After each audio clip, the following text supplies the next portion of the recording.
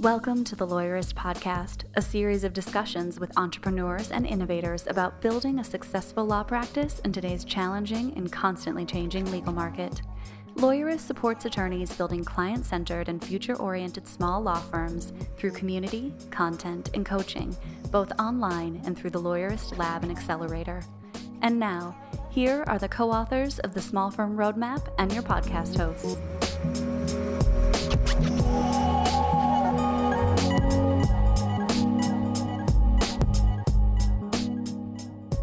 Hi, I'm Aaron Street. And I'm Stephanie Everett, and this is episode 318 of the Lawyerist Podcast, part of the Legal Talk Network. In today's episode, Laura's talking with Josh Linkner about unlocking creativity in your work. Today's podcast is brought to you by Clio, Postali, ESQ.marketing, Cosmolex, and Text Expander. We wouldn't be able to do this show without their support. Stay tuned, we'll tell you more about them later on. So, Aaron, as many people know, you sit in the visionary role for Lawyerist, and I sit in the integrator role. And I thought maybe it'd be interesting for us to unpack that a little bit, and especially the idea of visionary, because I think a lot of lawyers probably don't spend enough time with their visionary hat on. Do we need to have you explain what a visionary and an integrator are for those who don't listen to every episode and follow along each week with our banter about business management systems? Yes, fair. It's really simple. The visionary thinks of the big ideas. The integrator makes it all happen.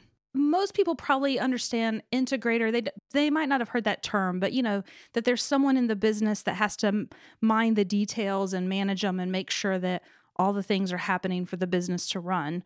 I think the visionary role is more interesting and maybe forgotten because we don't often sit around and think, oh, let me go be a visionary today. So what does that look like for you? Yeah, it's hard for me to paint a picture of like, Aaron, what do you do every day to think about the future and strategy and things? Because the answer is I just do things and then ideas come to me, or I work on a project and put pieces together. It isn't as though there's some practiced, trainable skill set around how do you foresee that virtual reality goggles are going to have impacts in the courtroom, because I don't think like that or about that at all unless someone prompts me to specifically address that question. Instead, I think about the business all the time. I'm constantly working on different parts of the business, mostly pulled away from kind of day-to-day necessary task functions. And instead, I'll be doing some finance strategy one day and some product strategy a next day, and having a business development conversation with a vendor or something a different day, and making the space to put pieces together to connect dots between things, and pursuing things like building product development roadmaps for the next 3 years, where I'm forced to think about where are we trying to take this thing and what does it look like to get there 6 months from now, and then a year from now, and then 18 months from now. But it isn't as though that stuff all just comes to me because I'm some brilliant futurist who can foresee the future. It's practice, but it is also intuition. I don't think my way there in the sense of just rationalizing my way that you give me a topic and I can get there. It's dot connecting. But I think you said something important that we should probably unpack, which you talked about creating the space for this type of thinking. And I think as lawyers and as business owners or, running our firms, we often think about, oh, we need focused time to get all the tasks done. And when you and I were discussing this, you told me something really interesting that was like, no, you actually need unfocused time too. And so what does that mean? Yeah, so I think most of the lawyers we talk to, especially before they've joined our Lawyerist Lab program, come to us in some state of overwhelm. And frequently that overwhelm is nonstop distractions from casework and inbound emails and tasks to do and office management stuff and people coming to their office door, or at least pre-remote work office door. And that frequently they come to us inquiring about lab and saying, I don't know how I have time to step back and think about my business or dive in and write down my vision for the firm because I'm so overwhelmed. I don't know where I would get the hours in the day to do that. And so often the first thing we do with a prospective member of Lawyerist Lab is help them think through some of the priorities of things on their calendar in order to carve out an hour or two a day, or even an hour or two a week, and say, no distractions during this time. This is the time you're going to work on your business. This is the time where you're going to start drafting your formal org chart that has been floating around in your head for years and years, but now you need it on paper.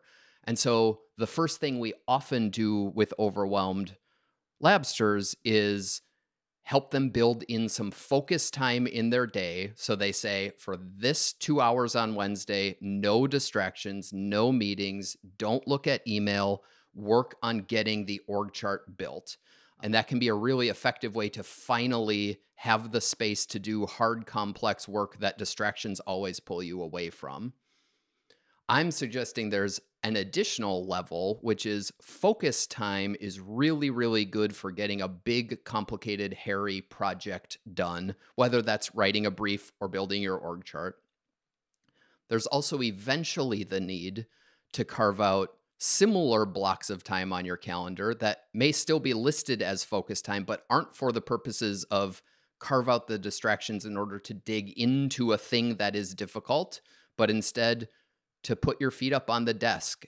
And it's so challenging, especially if you're in a state of overwhelm because there are 100 priorities going on, to give yourself the luxury of putting your feet back up on the desk, leaning back, taking a breath, and giving your brain the space to make some of those connections that only happen when you have quiet. And it's why people have such creative, amazing ideas in the shower. And the shower is this famous place for like, oh my God, I came up with the idea in the shower. It's because you've finally slowed down and given yourself that space. And formally carving some of that out into your day is one way to start seeing the future, which is not that you're psychic clairvoyant. It's those intuitions and dot connecting aren't a thing you can force. They are only a thing that gentle deductions from previous things can ever uncover. I love that. I was just on with a labster before this, and he was telling me he felt guilty because he spent the afternoon yesterday, because we're having some nice weather, on a long leisurely bike ride. And he was like, and part of the reason he felt guilty was not just being away from the office, but he had a sense that everything was okay and that the business was still running while, he was on this bike ride. And that was a new feeling for him. And he was worried, like, is it all going to collapse? I assured him it wasn't. And I was like, actually, part of your job is to take walks and go on bike rides and give yourself this unfocused space, because that's when those big ideas about how you could improve your business or do things better will hit you. Yeah. And the one kind of nuanced tip I would offer is also distinguishing the focus time from unfocused time, but also distinguishing this concept of unfocused time from, say, hashtag self-care time, which is, this isn't meant to replace your meditation time or your exercise time. Yeah. It is still for the purpose of working on your business. So it isn't that you put your feet up on the desk and dream about the ocean. It's that you put your feet up on the desk and give yourself some prompts of, here are the 3 thorny business things I've been thinking about. I'm not going to try and reason my way to the answer. I'm going to give my brain the space to subconsciously start putting the pieces together that I've been sitting on for a long time and have those intuitive epiphanies, but still deliberately prompted about work strategy, which is different than I need to go out on a bike ride and clear my head. Still do that. This is not that, although you could also prompt yourself, I'm going to go clear my head and see if I can think about how I should be approaching this thorny hiring decision. Yeah, great advice. I think everyone, if you don't have some unfocused time, block some out on your calendar and see what comes up for you. And so now we've got a brief sponsored conversation with Joshua from Clio, and then Laura's conversation with Josh Linkner. Hey y'all, Zach Glazer here, the legal tech advisor at Lawyerist, and today I'm joined by Joshua Lennon, the lawyer in residence at Clio. We're talking about the release of their Legal Trends for Solo Law Firms report. Joshua, thank you for joining me today. Zach, it's great to be here. Thank you for having me. Now, as I said, you guys just released the Legal Trends for Solo Law Firms report. What should solo lawyers know about that report? First of all lawyers should know about the Legal Trends Report. It's Clio's annual report using contributed user data, a very unique data set that exists nowhere else in the world, as well as extensive surveys of lawyers, law firms, and legal consumers, including clients, on where the practice of law is going. We've taken a special subset of that data and put it into the Legal Trends for Solo Law Firms report. This is something new that we've never released before. We think that 2020 was a difficult year for all law firms, but was especially hard on solo law firms who saw greater losses in revenues than firms of any sizes. What's interesting, though, is we also saw in our data a subset of solo law firms that were able to mitigate and recover rapidly, actually much more so than any law firm of any size. And what made the difference was that they were tech enabled, and that enabled them to earn on average $50,000 more than any other firm per lawyer. It's just a remarkable stat. What have you seen in terms of how law firms have been successful in adapting to the remote work? The adoption of cloud technology is pretty much a given at this point. Law firms of all sizes have turned to the cloud to help navigate work from home orders, clients that are high risk to the pandemic. And so we've seen that over 80% of law firms are set up to meet with clients virtually. The adoption of video conferencing and e-signatures is almost universal at this point. And a lot of this change has been driven by necessity. Mhm. But what's interesting is firms that had those tools already, while they suffered some down months, were actually able to come back and improve upon their previous year's revenues, whereas a lot of other firms are still just catching up. Why is this research so important to solo law firms right now? Well, I don't think we're out of the woods yet. And solo law firms have always kind of been on the knife's edge, to be perfectly honest, even before the pandemic, right? There's nobody to rely upon but themselves Mhm. and potentially a line of credit. So, as hard as 2020 was, 2021 still has the potential to be a difficult year. And so, we're really eager to show what worked Hmm. for firms throughout the past year's difficulties to prepare more firms for any future disruption ahead. We want them to be agile, no matter the circumstances. And so based on the research in the report, how should solo lawyers be thinking about the future of their practice in 2021 and obviously beyond 2021? If it does anything, it's to prepare for the unexpected and to build a law firm that is resilient. So even if something like a pandemic comes along, you have the capacity to keep working and providing for your clients. We specifically mentioned 3 different tools within this report that have had a huge impact on solo law firms. That is electronic payments, client portals, and that is client intake or a CRM system. Use of those 3 tools has been crucial in helping solo law firms excel no matter the scenario in their locale. And we believe these tools will continue to help them excel, even if the pandemic ends and the economy opens up, or if we have to struggle for a couple more months. These are tools that, we almost don't want to go away. We should be using already. Like the report kind of said, people that were already using this didn't really miss a beat too much. Yeah. In 2019, they were earning tens of thousands of dollars more per lawyer than any other law firm. And firms that already had those tools actually just saw enormous growth in their revenue because they had these tools on hand. And so we see that other firms had to jump to them later in the pandemic, and that was a misstep and it hurt them. But now they can be prepared for 2021. And that's what we're discussing is what types of steps should solo law firms be taken? What practice areas were hardest hit? Mhm. What types of technology do we think are the most efficient in helping the law firms automate and recover different types of revenue sources? So attorneys who are looking to dig into 2021 and beyond would really get a lot of information from this. This would help them position themselves nicely for the future. Absolutely. Especially solo law firms will derive a lot of information that's particular to their unique struggles from this report. Hmm. But every legal trends report has, I believe, a lot of very useful information on technology, on best business practices, on client expectations. And so if you are reading any legal trends report, you're going to benefit. And if you're reading the solo one, you're going to get that unique insight that I was talking about. Well, Joshua, thank you for joining us. I'm certainly excited to dive into those results, as I'm sure others are. And listeners can read the report by going to www.clio.com/LTR. Thanks again for your time, Joshua. Thank you, Zach.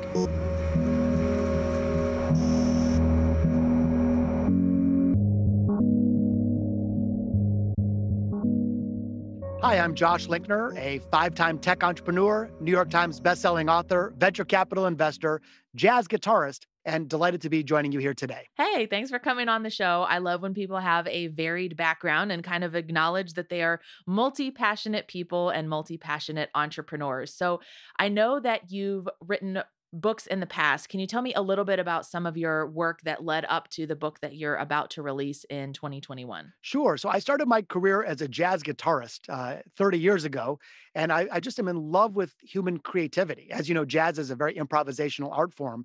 And as I've then entered the business world and started and built and sold tech companies, my little superpower, if you will, was creativity. And what I learned over time is that it's not just my superpower, it's yours and all the folks that are listening today in their law firms. In other words, as human beings, we have huge reservoirs of dormant creative capacity. And so the book that is coming out, Big Little Breakthroughs, is all about helping everyday people become everyday innovators, unleashing this dormant creative capacity to perform better at work and ultimately to make the world a better place. So it sounds like you would make the argument that everyone has creativity in them. I know sometimes we can get told as students when you're younger, oh, well, that person is especially creative and maybe that's just not a skill that you have. Is that sort of the premise behind this, that all of us have access to creativity, but that it is potentially laying dormant? Yeah, 100% right. And in fact, it's not just my opinion. The research bears this out, that there's no question whatsoever. As human beings, we are hardwired to be creative. That's our natural state. And, it's such a tragedy because we misjudge creativity.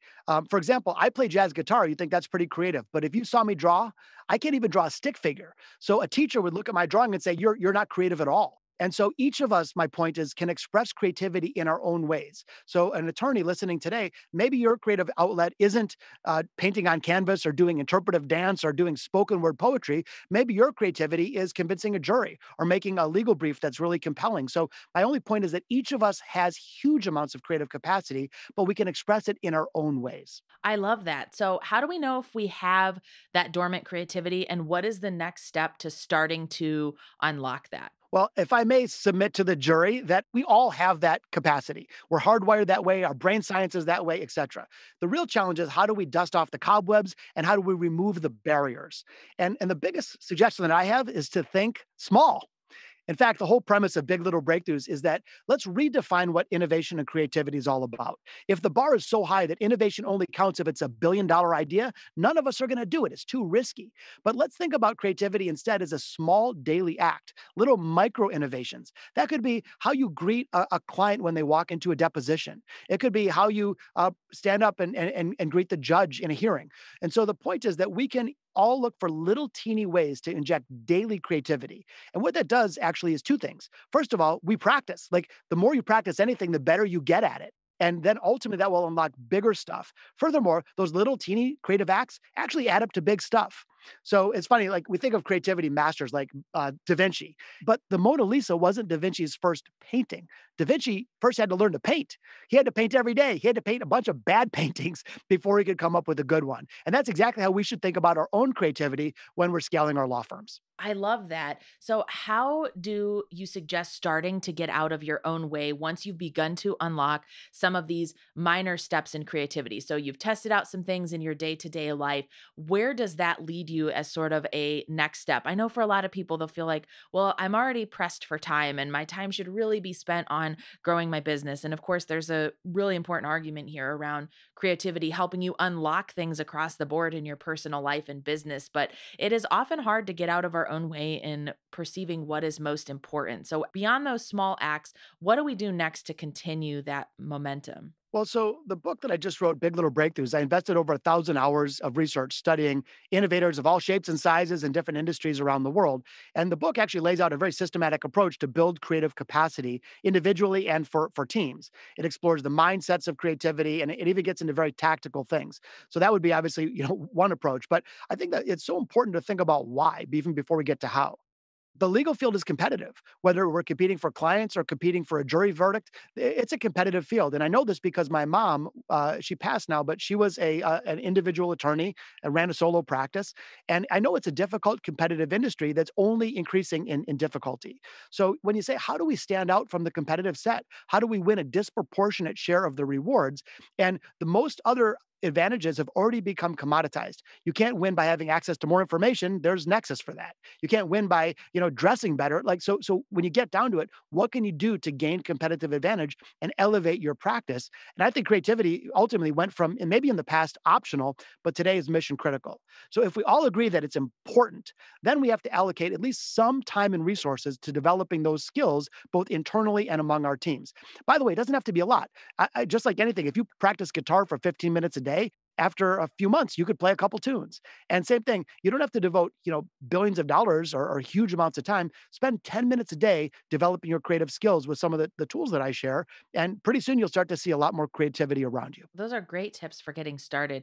It seems like there's a common thread because one of your previous books about this concept of reinvention pulls in that idea of tiny ripples that can have big impacts across an industry. Can you talk a little bit more about this concept in general? Because it seems to be found throughout your work and really important to the kinds of things you're researching and writing about. Yeah, thank you. I really feel that this personal mission to help people become more creative. And I get frustrated because, again, we think it only counts if it's giant. We think only some people are creative.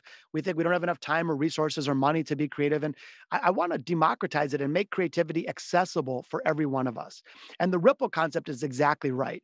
A teeny pebble into a still lake is very easy. My 4-year-old daughter Talia could toss it in no problem, but it could radiate impact far beyond that initial point of impact. And that's exactly how creativity is. The littlest acts of creativity can add up to big things. And especially when you have binary outcomes, you win or lose a case, that's where creativity can really matter. Or even if you win or lose a client or hiring a new attorney to join your practice. The other thing I'll say while we're talking about it is the art form of pointillism is a good example. So I don't know if you're up on art, but pointillism is basically if you just take a primary color with a single dot and stick it on the page. Again, my daughter Talia could do that all day, every day.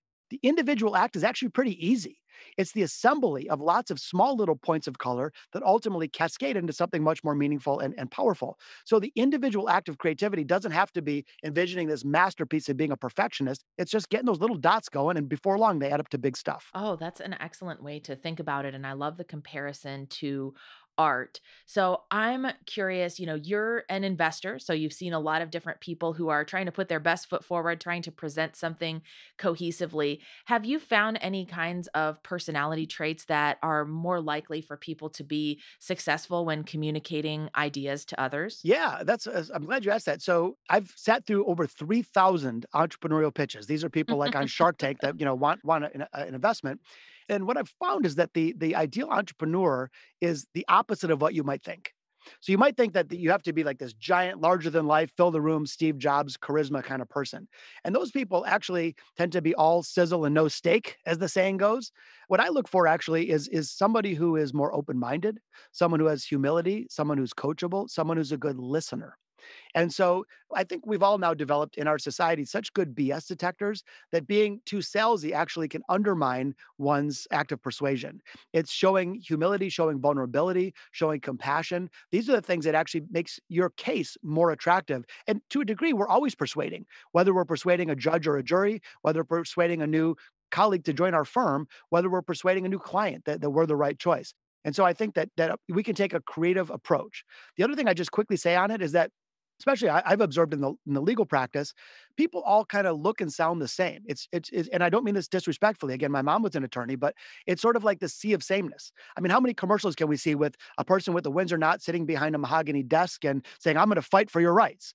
We roll our eyes at it. It's cliche. So I would, with great respect, suggest that people who are trying to grow their practices think about the opposite. In the book, I call it the Judo Flip, which is a creative technique, which is saying, okay, if everybody else does this, what would the polar opposite be?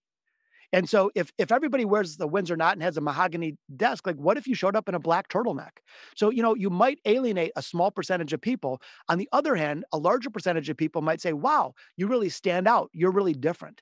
And so I think what we should do to market and grow our practices is focus on the things that make us unique and different as opposed to those things that make us the same. I think that holds a lot of weight, especially when I think about the co-founder of Lawyerist, Sam Glover, who was the voice of this podcast for a very long time, found a way to harness his unique approach, was very much sort of a punk rocker practicing law and debt collection practices and trying to protect people who were, being targeted by those kinds of companies. And I think that, of course, that's not going to resonate with everyone, but it can really resonate with your specific audience. And I'm seeing a lot of the lawyers in our lab community do the same thing. They're really tapping into what makes me different. We have a labster who we recently featured in a case study that, had been practicing in family law for a long time and really felt like he wanted to focus on prenups. He didn't want to be in the controversial adversarial aspects of family law, and rebranded with that focus that's pulling in exactly those right clients. So we'll be right back after we take a quick break to hear from our sponsors.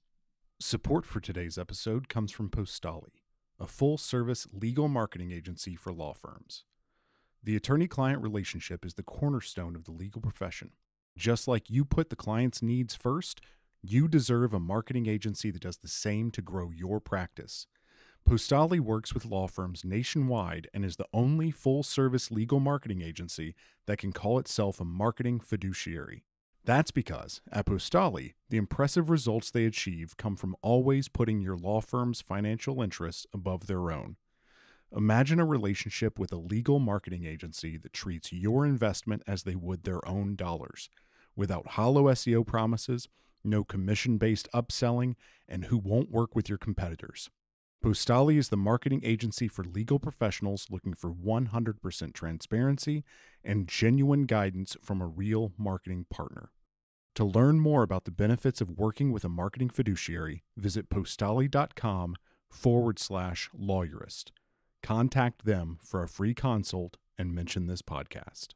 Support for today's episode comes from ESQ Marketing, an agency that believes in affordable and reliable marketing for solo practitioners and small law firms. With ESQ Marketing, you'll work with experts in legal marketing. All of their intense focus is on helping attorneys generate more clients and cases from the internet. They don't work with anyone else. You'll breathe easy with low-risk, month-to-month contracts, and there are no long-term commitments. ESQ Marketing earns the right to work for your firm each and every month. Best of all, you'll get direct access to the person working on your account, no account managers to deal with, and no lost in translation with your requests. To see if you're a fit, visit esq.marketing/lawyerist to get started.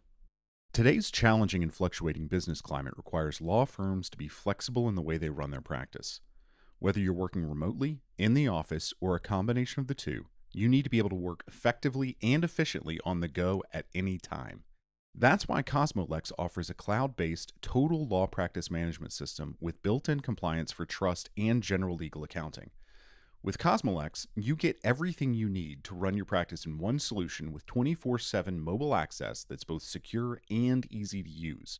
You'll be able to stay on top of all your billable activities no matter where you are, and your clients will love the direct and secure communication in the client portal. The Cosmolex migration team will ensure all your data is moved into your new system safely and securely so your firm can be up and running in no time. To learn more about Cosmolex Total Law Practice Management System, visit cosmolex.com/lawyerist. Support for today's episode comes from Text Expander.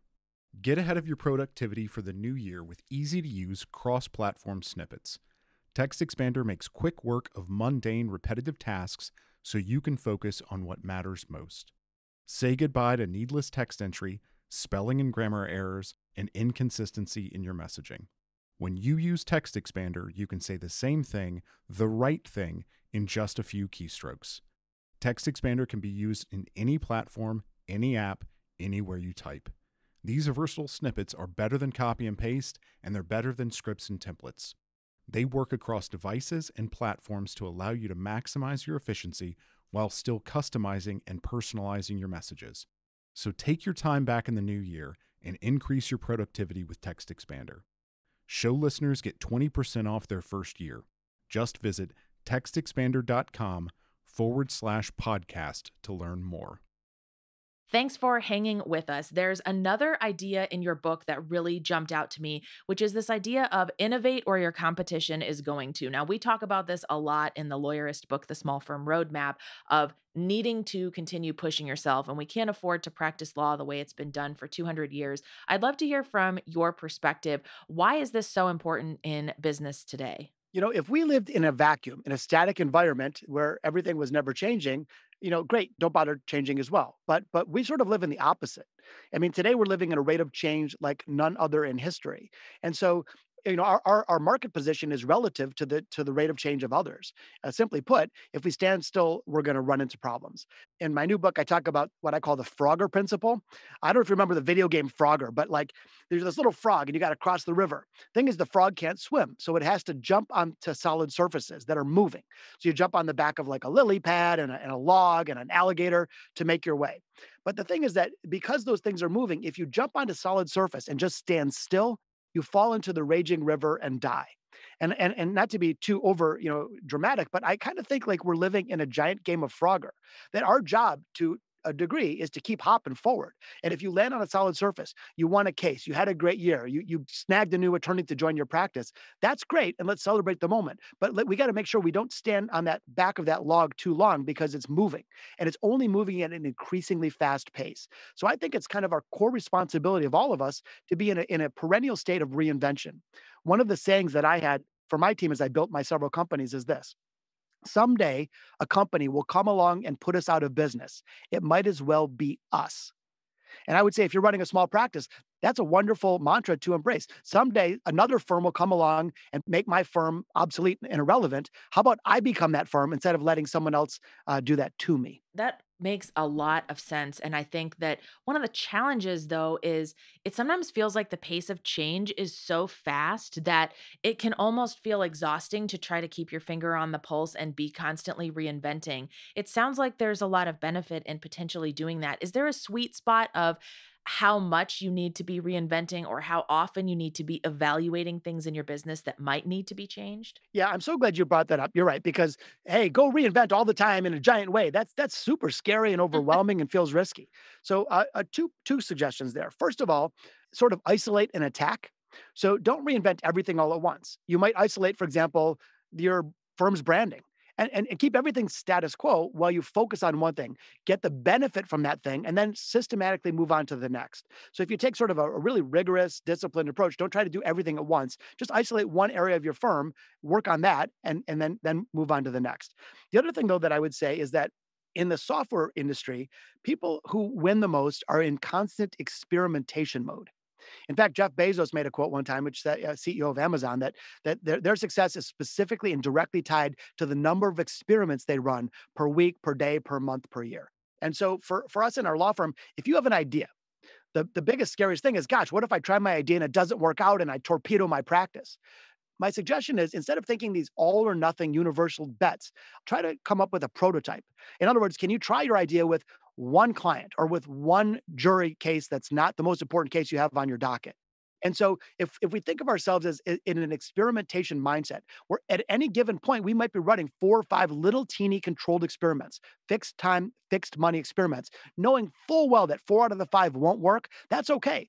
Test, get rid of the bad ones. And then when an experiment works, don't go crazy. Just double the size of that experiment. If it works again, double the size. And so you can de-risk the creative process. You can make reinvention feel not overwhelming when you get into an experimentation and testing mindset, as opposed to like these global all or nothing changes. Is there a component of being in that experimentation mindset where you're definitely viewing it as sort of an adventure? Do you set goals at the beginning to measure what a success would look like? Because I think that's something a lot of us struggle with. We maybe think too big of, well, this will be a success if it brings in thousands and thousands of dollars, or like in marketing, like if my Facebook ad converts at this particular rate, it's a great success. How do you balance that, like setting meaningful goals to be able to tell whether or not your experiment really worked, but not shooting so big where it's just unrealistic for a short-term experiment? Yeah, again, awesome question. Thank you for asking that. So let's say you have an idea that you think you can grow your practice by 50% a year for the next 10 years. So that's like a giant idea.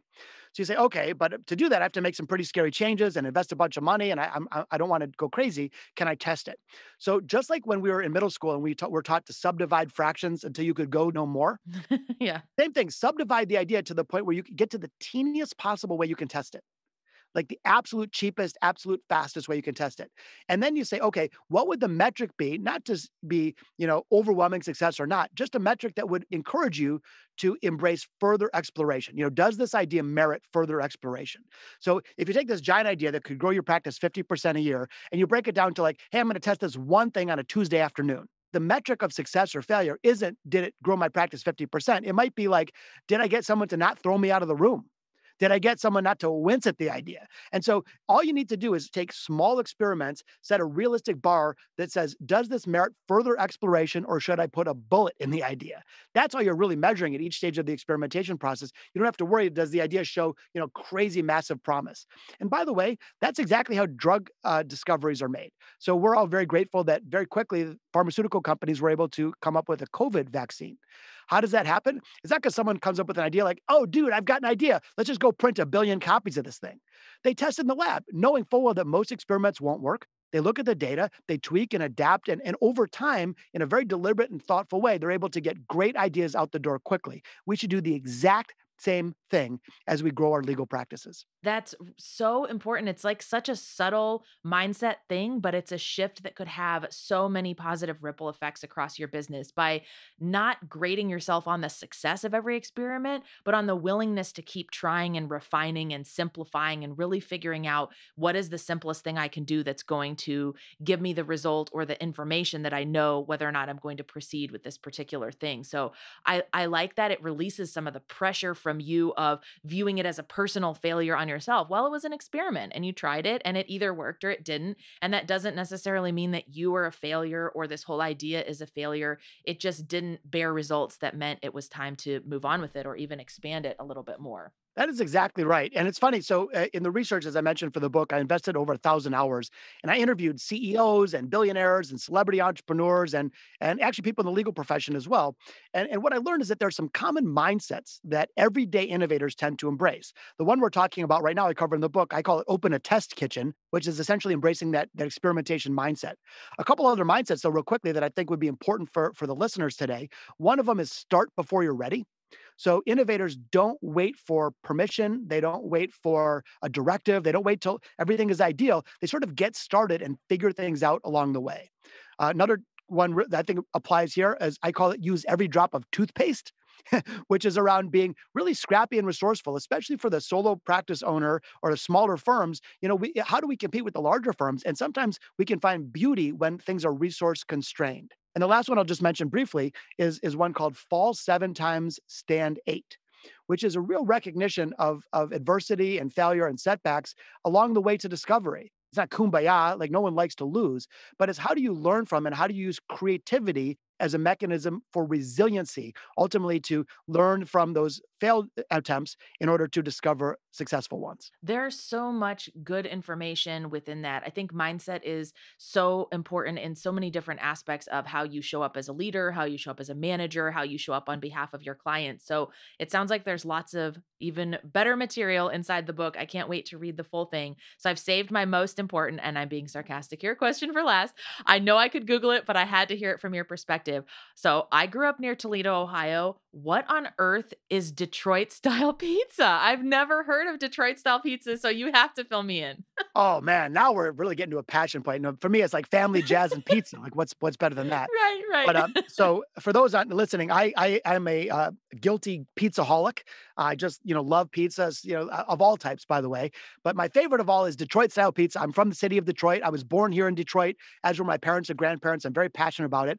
And not only are we a very cool city, but we happen to make the best pizza, in my opinion. Yeah. So New York pizza is very, very thin. Neapolitan pizza is like kind of hand tossed and also pretty thin. Oh, very good, by the way. Yeah. Chicago pizza is very deep dish and thick. Yeah. Detroit pizza is sort of in the middle. Okay. Detroit style pizza is a deep dish pizza, quote unquote, but it's about a third the thickness of a Chicago deep dish. So it's thinner, Okay. square, thicker pizza than normal. It is absolutely the bomb. It's the perfect choice. And if you can't find a local pizza joint, which I would encourage you to do, Jet's Pizza, which is from Detroit, sells a national brand. And their square pizza is Detroit style pizza if you want to check it out. Wow. That was my burning question because I'm familiar with a lot of things around Detroit, but I have never heard of that one. So you've added something to my bucket list to be able to try the next time I go home and visit there. So thanks for that. Thanks for all of your insight on this episode. And we'll put links in the show notes to your books and all of that great information. So thanks for coming on the show. Yeah, it's truly my pleasure. And just real quickly, I wanted to offer something to the listeners. So there's a website we built, biglittlebreakthroughs.com, which is the website for the book. There's a free creativity assessment. You can sort of get a sense of where you sit right now and where to improve. But there's a whole bunch of tools that are all free, by the way. I'm not selling you anything. So if there's a toolkit that has downloads and worksheets and summaries and all kinds of great tools that will really help you. If you go into that toolkit at biglittlebreakthroughs.com and enter the secret code lawyerist, you will get access for free. So again, I'm not selling you anything, but there's a treasure trove of goodies there. I really hope that it helps you, my dear listener, on your own creative journey. And I hope that you, like me, get passionate about helping everyday people become everyday innovators. Awesome. We'll put links to that in the show notes. Thanks again. The Lawyerist podcast is produced by Bailey Tiller and edited by Christopher Eng. Are you ready to implement the ideas we discuss here into your practice? Wondering what to do next? Here are your first 2 steps. First, if you haven't read the Small Firm Roadmap yet, grab the first chapter for free at lawyerist.com/book. Looking for help beyond the book? Let's chat about whether our coaching communities are right for you. Head to lawyerist.com/community/lab to schedule a 15-minute call with our community manager. The views expressed by the participants are their own and not endorsed by the Legal Talk Network. Nothing said in this podcast is legal advice for you.